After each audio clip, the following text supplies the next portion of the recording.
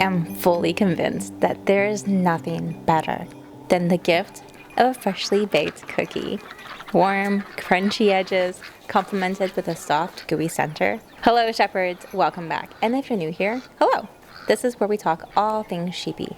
My name's Megan, and it's that time of year. I'm making some batches of cookies for some neighbors and family members. So let's get baking. To start, we'll need 16 tablespoons of butter or 227 grams unsalted. I'm using my sheep's butter that I've collected from our own Shetlands and Dairy U. Currently, I'm down to just milking 2 sheep, so I'm going to quickly process this cream to make our cookies. I do have a more in-depth video on butter making and canning butter if that's something that you're interested in. I'll link it above and below. And because we're in our 7th to 8th month milking, there's so little cream left to make butter.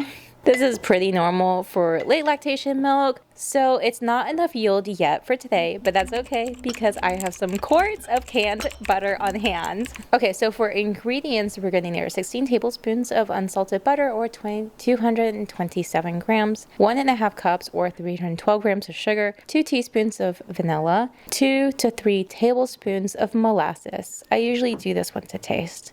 1 large egg, 1 large egg yolk, 2 1/4 cups or 270 grams of all-purpose flour, 1 teaspoon of salt, 1 teaspoon of baking soda, 1 cup or 170 grams of chocolate chips, chocolate bars chopped, as well as nuts are good to add, or berries. I usually do this by the eye. And then to add a little bit of nuance, 1/4 teaspoon of nutmeg.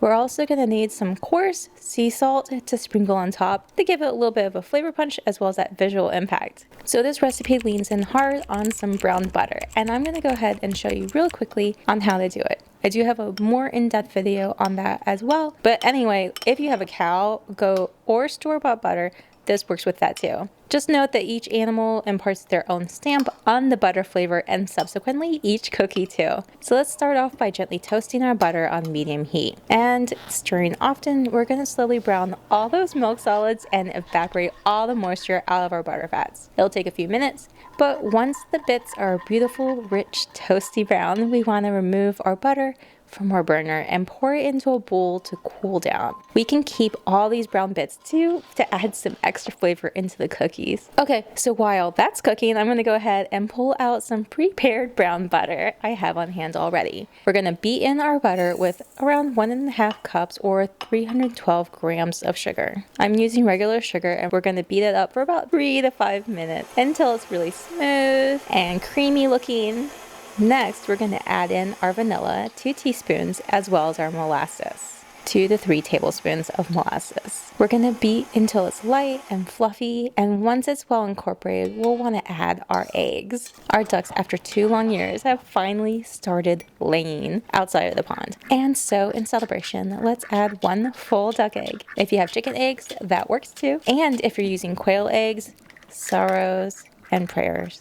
I love quails, but using their eggs for baking is such a math equation. Okay, so next we're going to add our egg yolk and beat in our whole egg and extra egg yolk on medium and mixing it in well for about a minute or so. And once our batter looks like it's pretty well blended, we want to add our flour in, as well as our salt and baking soda, and also being careful to not overmix. Let's go ahead and beat this on low speed until it's all well combined. Next, we're going to fold in all of our goodies. This is really up to your taste, and I like to mix it up. Today, we're going to have some peanut butter chips, chocolate chips, and chopped chocolate bar, as well as some toffee bits. Other goodies are like nuts and dried berries can also work. I'm just adding it in by the handful, but I think it's around a cup. You can always adjust to whatever your flavor you want, but I tend to add extra in anyway later on. I'm stirring it in well, and then once it's pretty well done, we're going to plop our dough onto a piece of parchment paper or wax paper. I'm kind of just shaping it into a sort of log form and then wrapping it into the parchment paper like it's a cookie burrito. I'm pinching and folding the edges to hold its shape more or less. This is a really great way to store the dough in the fridge and then to slice what you want, or when you just need to have that warm cookie ready at a moment's notice, it's readily available. You can also freeze it like this for a longer term storage.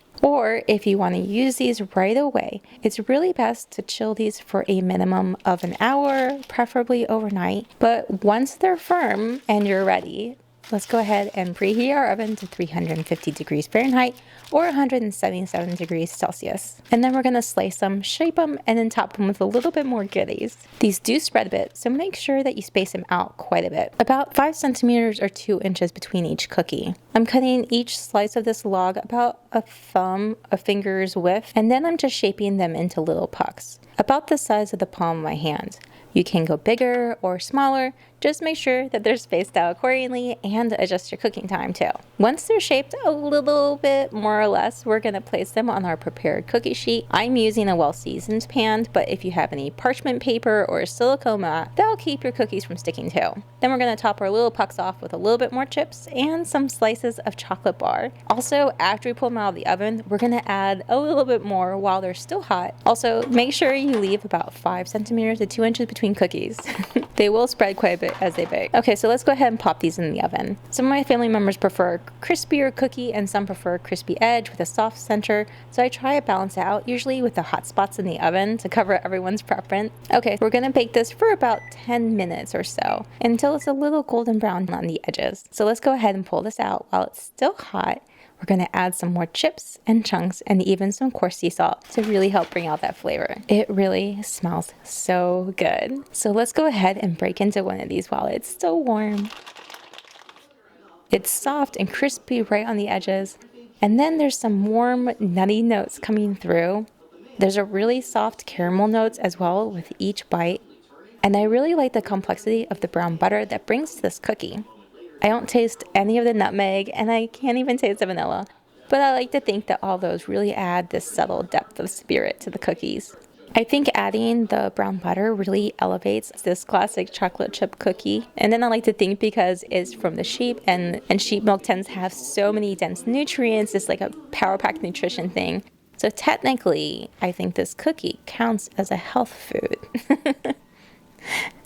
So let me know if you try this recipe out, or let me know, are you going to go handmade this holiday season? If you've made it this far, an extra special thank you. I appreciate you.